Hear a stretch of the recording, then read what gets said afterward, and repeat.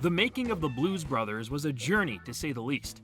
John Belushi's unpredictable behavior, an over-bloated budget, more than 100 destroyed automobiles, and resurrected careers are only a few of the notable details about it. In and around Chicago, this flick is legendary. You can see its influence all over the place. It's also a top 5 movie for me, not just because I literally grew up in Calumet City, Illinois, but because of how I connect to it personally. If it wasn't for the Blues Brothers, I may have never had the courage to start pursuing a creative career or gotten into filmmaking. It's possible I might not even be doing this right now. We'll go over why with fellow Chicagoland resident Jim Jarosz as we explore one of the shooting locations while discussing the impact the film has had over the decades. It's 106 miles to Chicago. We got a full tank of gas, half a pack of cigarettes, it's dark, and we're wearing sunglasses. Hit it. Jake and Elwood Blues are brother musicians who grew up in an orphanage in Calumet City, Illinois, right outside Chicago. When Jake is picked up from a stint in the Joliet Correctional Center, they stop by their former home to see Sister Mary Stigmata and their friend Curtis, who raised them. They're informed that St. Helen of the Blessed Shroud Orphanage is about to be sold to the Board of Education due to a lack of funds. Unless they come up with $5,000 within 11 days, Curtis will be out on the street, Sister Mary will be sent overseas, and the children won't have the safe haven they've come to know. At the sermon of local Reverend Cleophas James, Joliet Jake is divinely inspired, and that inspiration spreads to Elwood. We're on a mission from God. The brothers go forth to reunite their rhythm and blues band with the aim of quickly playing a few gigs to get the necessary cash for the orphanage. Their former bandmates are less than enthusiastic about the idea, as some of them prove difficult to track down. Complicating matters are constant run-ins with the law and a mysterious woman's repeated attempts to murder Jake and Elwood. A few years before the film, the formation of the Blues Brothers began with the meeting of comedians John Belushi and Dan Aykroyd. The latter worshipped at the altar of blues music, but despite being from Chicago suburb Wheaton, Illinois, Belushi wasn't yet a fan. He played drums for a few rock bands over the years, but it was Aykroyd who added to his musical tastes. John joined Dan in his blues obsession, and the pair quickly became close friends. When they were on Saturday Night Live together, they began warming up the crowd as the Blues Brothers. SNL's musical director, Howard Shore, was the first to name the duo. This is where they first debuted their signature look, and soon enough, the Friends were performing live on NBC. The actual band was assembled by Aykroyd, Belushi, and Paul Schaefer, with accomplished musicians like Matt Guitar Murphy, Donald Duck Dunn, and Tom Bones Malone lending their talents. The Blues Brothers were getting legitimate gigs and gained popularity independent from Saturday Night Live. Their covers of blues and soul hits from the past filled a gap left by the death of disco before the next big musical movement came into vogue. The band opened for Steve Martin at the Universal Amphitheater in September of 1978 and recorded their first album live. Briefcase Full of Blues went double platinum, selling millions of copies and hitting #1 on the Billboard charts. Within the album was the beginning of a backstory for Jake and Elwood Blues. Talk of making a film started to gain traction. With the addition of 1978's Animal House putting John Belushi on top in 3 separate industries, TV, music, and film, the potential Blues Brothers movie was a hot commodity around town. Paramount was said to be very close to securing the film, but it was executive Sean Daniel from Universal who was the deciding factor. Daniel supervised Animal House for Belushi, and that sealed the deal. John Landis and his lead from that same film were set to reunite as director and star once again. Aykroyd then went off to write the script. He soon emerged with a 324-page screenplay they all nicknamed The Tome. Within it were extremely detailed sequences and backstories for just about every character. The otherworldly powers of the famous Bluesmobile were even given an explanation. While having an old police car was thought of as a way for Elwood to match the cops he'd be evading, its special abilities were supposed to be absorbed from high-voltage electrical transformers under Chicago's L train, which is where the car was parked every night. This scene is in the extended edition of the final movie, but most things like that were the first to go once Landis got a hold of the script with the aim of making it a coherent and shootable piece of work. The relationship between Jake and Elwood was based on Dan and John's cross-country road trips. The banter and friendship they built inspired how their on-screen characters related to one another. Their back-and-forth bickering is some of the best, more subtle stuff in the movie. I kept asking you if we were gonna play again. I took the liberty of bullshitting you, okay? You lied to me. It wasn't lies, it was just bullshit. Principal photography began in July 1979 without the script being completely finished. Mayor Richard J. Daley had infamously discouraged productions from shooting in Chicago for many years. It was only after his death in 1976 and the election of Jane Byrne to the mayor's office in April 1979 that filming in Chicago became a real possibility again. Byrne gave the crew unprecedented access. They shut down major roadways on weekends and were allowed to drive right through Daley Plaza for the finale.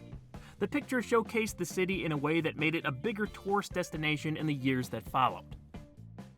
But the Blues Brothers also shot in the suburbs of Chicago. Joliet Correctional Center was used for the opening portion of the film.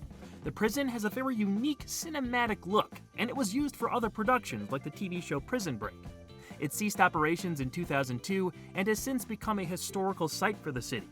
Today, you can take tours of the interior and exterior grounds. They've held events there and hosted a Blues Brothers convention twice. Dan Aykroyd and Jim Belushi were guests and performed on stage with some of the original band members. Somehow, I didn't hear about the con until it was too late. Supposedly, 2024 was the last time Aykroyd was going to come out. I guess you're really up shit creek. We just got back from checking out the Joliet old prison on the inside. This is where they shot the opening with the Blues Brothers and Jake coming out of the prison. On the outside, we had Elwood waiting for him in the new Bluesmobile.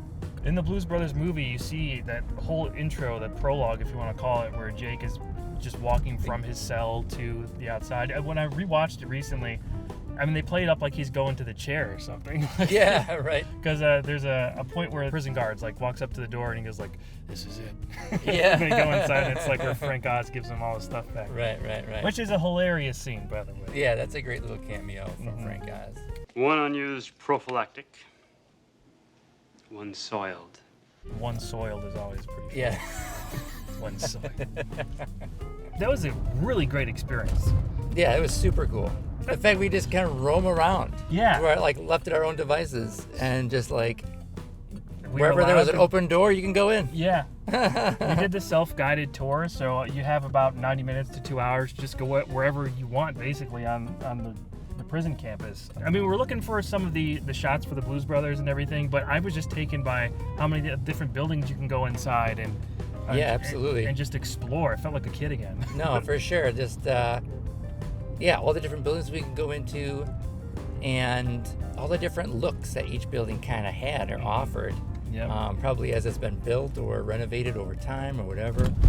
But so much great reference. I mean, I got a ton of footage and a ton of photos for just painting and design reference, you know, and stuff like that for any kind of set decorations or set design or, I mean, it's, there's so much texture in there. Going on the cell block, especially. Yeah. I mean, I love long hallways. I love those kind of vanishing point spaces. Right. And the fact that there's just things falling apart. I mean, the texture of everything, like you're saying, is incredible. Yeah, the way the paint was hanging off and it's almost one of those things it would be super challenging to replicate something like that. You could have a film lot just on the Joliet prison site. Yeah, absolutely. There's places that you could just build new sets. I mean, The old library was just this vacant kind of. It was on the upstairs. room. I was surprised they let us up there because I was on a second level. Right. And you could tell they ripped out carpet that was in there and stuff. But I mean, they had a church there too. Right. And, I mean, just some incredible pieces just to look at and admire the architecture of. The production never actually shot in Calumet City. You can tell by the lack of even a single frame of our smiley water towers. The orphanage exterior was filmed near an old brewery in Chicago. The real Cal City never had an orphanage, but does have an interesting history. It was known as Sin City back in the Prohibition era, with bootleggers and Al Capone being active in the area. The State Street Strip was widely known for being flooded with gambling and illegal activities. All that history, I'm sure, influenced Dan, John, and Belushi's wife Judith when establishing the background of these characters. By the time I was growing up there in the 1990s, the city's reputation had taken a turn for the better. All the establishments on the Strip were defunct and torn down. Just speaking from my personal experience, it was a great place to grow up. Mostly. There were always certain regions you knew to stay away from. As the years have gone on, Cal City has limped along. The Dixie Square Mall in Harvey, Illinois was the setting for one of the movie's destructive car chases. The mall had recently been closed before location scouts picked it up. They brought in a ton of brands to dress up 130 to 140 storefronts. Some were meant to be destroyed, others were meant to remain intact. They shot at the mall for a week, and Aykroyd was said to be beaming the entire time. A large-scale idea he had imagined was assembled in the real world. My dad grew up in Harvey, Illinois, and remembers the Dixie Square Mall well. He spent a lot of time there over the years and actually worked there for a while, along with a few friends and other family members. He had just moved away when the Blues Brothers came to town, but he recalls how the production team never properly cleaned up the mess they made, and the mall was kind of left there to rot until it was finally torn down in 2012.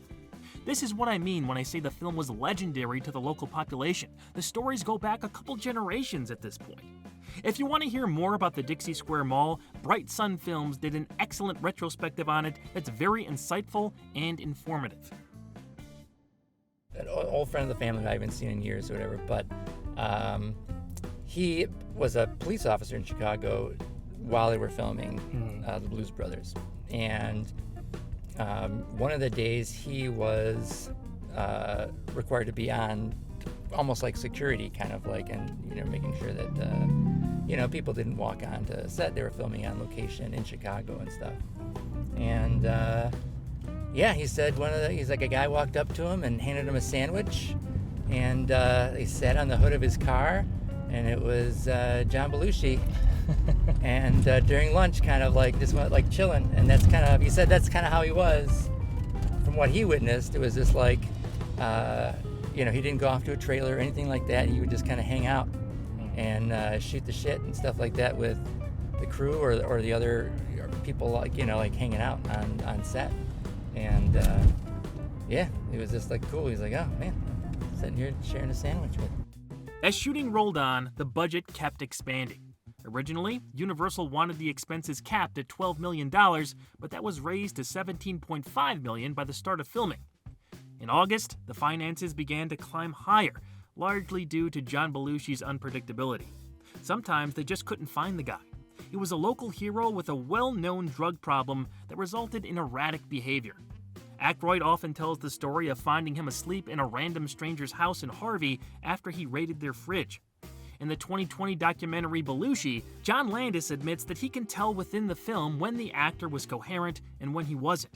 Everyone loved John, but his drug addiction was an issue that was costing the production time and the studio money. While Sean Daniels secured the Blues Brothers for Universal, it was film division president Ned Tannen who officially greenlit it. As the budget ballooned, top boss and MCA president Lou Wasserman became frustrated, demanding Tannen get things under control. This would trickle down to Daniel, but without Belushi getting his act together, there wasn't much of a way to stop the bleeding. The film was already on its way to wrecking a record 104 vehicles, including dropping a car from a helicopter. Landis was doing his best to plan out the big action scenes with figurines in his war room while dealing with Belushi's behavior. They were just trying to finish what they started. Shooting finally wrapped in Chicago after going way over schedule and continued on in Los Angeles. The crew gutted it out and at last concluded shooting in the fall of 1979. The final budget tally was close to $30 million. The film was packed with special appearances and bit parts. Frank Oz, John Candy, Carrie Fisher, Charles Napier, Steven Spielberg, a pre-Pee-wee Paul Rubens, and more are all given memorable moments. But Aykroyd and Belushi were adamant that their musical heroes were shown the proper respect and spotlighted across the runtime. Cab Calloway, James Brown, Ray Charles, Aretha Franklin, and John Lee Hooker are featured performers. What was your favorite musical performance from the Blues Brothers? Jailhouse Rock was great at the end. Yeah, it's fantastic. Bob's Country Bunker? Yep, and they Bob's have this, Country they're like, we don't country music. It was funny because like they sing the theme song to Rawhide. Yes. And I watched Rawhide all the time as a kid. And probably the only kid my age who watched Rawhide, you know what I mean? Yeah. Like with young Clint Eastwood. I think my grandpa watched that, so I caught it a couple times. It was on like Sunday mornings, and so like that and the Cisco Kid, and I would watch that like before church or something like on Sunday. But it's hard to beat Sweet Home Chicago. But I mean, Everybody Loves Somebody is great. I think Everybody Loves Somebody is great. Yeah. I do actually really love that one too. I love that the dancing is so fun. Yeah. But I think my favorite's probably Minnie the Moocher.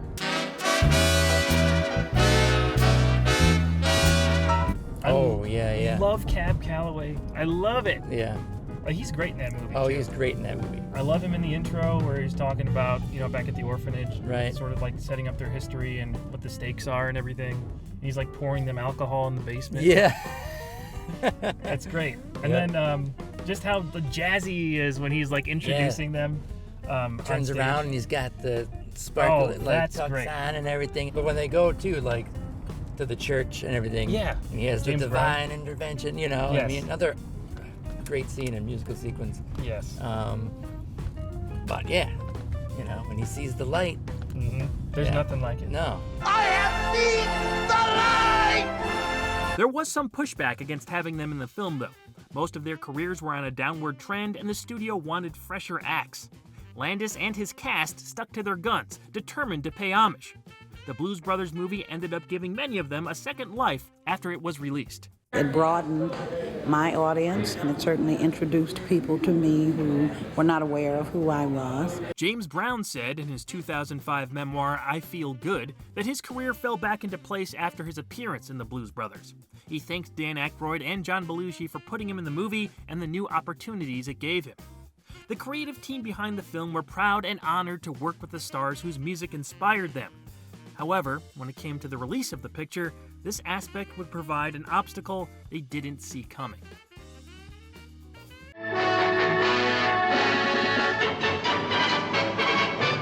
With the Blues Brothers band reunited, Elwood and Jake struggle to find a paying gig until they meet with their old friend, Maurice Sline. They partially blackmail him into booking the Palace Hotel ballroom the following night. Promoting nonstop, the band fills the hall to capacity, but multiple groups chasing the brothers, including the police, also make their way to the venue. After the band's rousing performance, Elwood and Jake try to make a break for it. On their way out, the president of Clarion Records offers them an advance of $10,000 on the spot to join his label. They agree and sneak out of the ballroom, only to run into the woman who's been trying to kill the boys since Jake's release from prison. She's revealed to be his ex-fiancée. Jake charms his way out of trouble, and the brothers hop in the Bluesmobile for a final ride to deliver the cash to the Cook County Assessor's Office. Outrunning another disgruntled musical act, Illinois Nazis, cops, the National Guard, and more, Jake and Elwood hand over the money and save the orphanage just as they're arrested. Sometime later, the whole band is shown playing jailhouse rock in a prison commissary. The other inmates then erupt into cheering and dancing. The Blues Brothers was cruising for a June 20th, 1980 release date, but at one of the preview screenings, Lew Wasserman indicated he wanted the film cut down. Originally, it was 2.5 hours with an intermission. Most of the cut footage, with a few notable exceptions, were restored in the extended cut that's now available on home releases, but for the theatrical edit, about 20 minutes were removed. Then came the major issue of theatrical exhibitors not wanting to screen the film because it was a, quote, black movie that white people wouldn't see, unquote. It prominently featured black music and black performers that scared away many of the more well-known theaters in the country from booking showtimes. Ted Mann of Mann Theaters told John Landis to his face that he wasn't screening the Blues Brothers in National or General theaters. He agreed to book the film in Compton, but went on to say that he didn't want any blacks in Los Angeles' Westwood neighborhood, where some of his prominent locations screened major films. At the time, a movie of the Blues Brothers' budget would play at approximately 1,400 theaters. It ended up only being shown at about 600. Still, critics and audiences generally liked the film. It opened in second place at the box office behind The Empire Strikes Back and went on to gross $115 million worldwide, with a little over half of that coming from foreign markets. Through home video and TV airings, the musical became a cult classic that still makes new fans 45 years after it first hit cinemas. There's been plenty of attempts to add to the franchise since, with a video game, an unaired animated series, an unproduced live-action show, and much more. A book called Blues Brothers Private was released alongside the original film, written by Belushi's widow Judith and Tino Insana.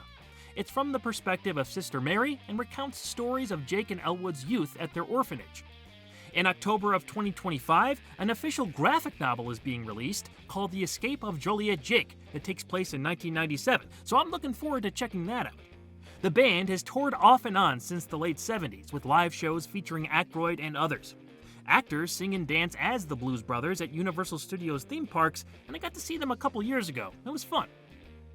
There were supposedly plans for a sequel before Belushi passed away in 1982. It wasn't until 1998 that a new film debuted, Blues Brothers 2000. I don't want to get too negative here, so I'll just say I don't like that movie. Ghost Riders in the Sky was pretty cool. There, I said something nice. So I grew up, definitely watching the Blues Brothers, but it was, I think, late grade school, early high school is when I really, really got into it. And they were swearing, they were dropping F-bombs like watch this? This is fantastic. Yeah. It was funny how that movie was sort of given license, because, me too, and maybe just growing up, too, in that era, I watched a lot of things I wasn't supposed to watch as a kid. Mm-hmm. But, I was maybe 3 when that movie came out. Yeah. And my parents took me to the theater to see it. It was a family movie. So my siblings, they were a little older and stuff, but it was that was like a family night out, was go see Blues Brothers. I was too young to remember anything except the stuff with when they go see the sister or whatever. I remember that imagery kind of was a little bit burned into my mind. The staircase with the spiraling shadow and stuff, and the close-up of Jesus with his eyes rolled back on the cross. Yeah, it's pretty intense. Yeah, it's pretty intense stuff. So that stuff stuck with me as a kid. But yeah, it was a part of my family growing up. It was just it was always on television, and when it wasn't, we rented it all the time. It was we watched it all the time, and it was just one of those things where I was like, oh yeah, that's allowed. You know what I mean? It was no big deal, and my mom was like, oh yeah, it's fine. I think the Blues Brothers is the Chicago movie. Yeah. I don't like Ferris Bueller, sorry. No, Not a fan of Ferris Bueller. That's another one that comes up a lot. But Blues Brothers, I feel captures the vibe of the city the most, even the surrounding area. They make Chicago part of the film. You know what I mean? It's the locations and everything. It's so steeped in just sort of Chicago the lore of Chicago. Yeah, exactly. That it's the quintessential Chicago movie. Yeah. And still adopted so much by Chicago it's celebrated constantly to this day. Yep. As a part of Chicago culture. My love for that movie grew exponentially when I was in high school, because I think it was my junior year. I just started to get into doing plays and stuff like that. So I started to kind of come out of my shell. I was really, really quiet my first 2 years in high school. And then there was some posters around my high school, TF North, where it said that they were having auditions for the Blues Brothers. And I was like, what? I nearly lost my mind. We're going to do the Blues Brothers for a play? And then I found out it was actually a group interp, or GI, which is basically the speech team that you would have in high school, but it's with a group who have a competitive play where you have your own set, and then you go to different places to kind of compete against other schools. Oh, wow. How long was the performance? It had to be under 30 minutes. Okay. As soon as I saw the poster, I was like, I have to audition for Elwood. I have to. So I watched the Blues Brothers a ton of times. I went back and I got the part for Elwood. That's excellent. I watched every single day leading up through rehearsal until, we had our big performances and stuff. We always competed against people that were doing Taming of the Shrew or, A Wrinkle in Time or something. So doing the Blues Brothers, this was a whole different kind of deal. We had music. My cousin Anthony came in and played saxophone. My best friend Harry was involved playing the preacher and part of the choir and everything. It was the best time I've ever had in my life was making that. We didn't really expect to win, but we were kind of hoping against hope that, these 75-year-old judges would see that this is unique and cool and, give us some extra points for that. It was a big turning point for me. And I just realized at that point in my life was I don't have to do what everyone else want you to do if you get involved in like the creative side of things. You don't have to follow that one path. I have this deep core tie to the Blues Brothers because of that. Yeah, it shaped your life. It really did. I didn't realize it had that kind of impact. Huge impact on just like the direction that my career and the things I wanted to do took. I've never had an experience like that before or since then, really. And I've kind of been chasing that ever since. Yeah. Is like, if there's not this feeling when you're making something, then why am I alive? Like, what's the point? Right. What were some of your favorite moments from the Blues Brothers? What are things you quote all the time? The scene where they go to buy their instruments from Ray Charles. Oh, yes. Is a fantastic scene. Mm-hmm. When Elwood tries to put bread inside of the toaster, it's hilarious. That's great. That whole dance sequence, like the whole musical sequence in the streets and stuff like that is so good. I mean, the chase sequences are great. Oh, yeah. They're unparalleled, I feel like. You don't see movies that do that kind of thing anymore. I feel like you can't make the Blues Brothers now. No. I don't know who would have the confidence in someone to make a movie like that, and they totally shut down huge swaths of an entire city. Yeah. I just don't think that's how it works anymore, you know? No. Like all the car crashes and pileups, insane. Filming in Daly Plaza and driving through the windows of the office, and it's just crazy. Right. It was madness. It was fun. The music is great. The characters are memorable. It is funny, legitimately funny. Oh, yeah. Just everything about it is so unique, and I don't think that it's something that can be replicated. Another thing that I love about that movie is that it doesn't give an excuse for how absurd it can be, and it just kind of is. Right. When the car flips through the air over, and does, that's some of the stuff that I love most. It's just that, it takes place in sort of a surreal world, but you care about the characters, and it also has this grit to it. Like, have you ever seen anything that has that kind of combination, where it's like characters you really care about who are also kind of like these hardened archetypes, but also are just goofs when they're on stage and sing really well, and there's cars flipping over, and blind men could see with Ray Charles shooting at that kid, and all this stuff in one film. Nothing like it. I love Elwood's always been my favorite, but I love Jake too. Yeah. Blues Brothers, I don't think there will ever be another movie like it. I appreciate it more every day. Yeah.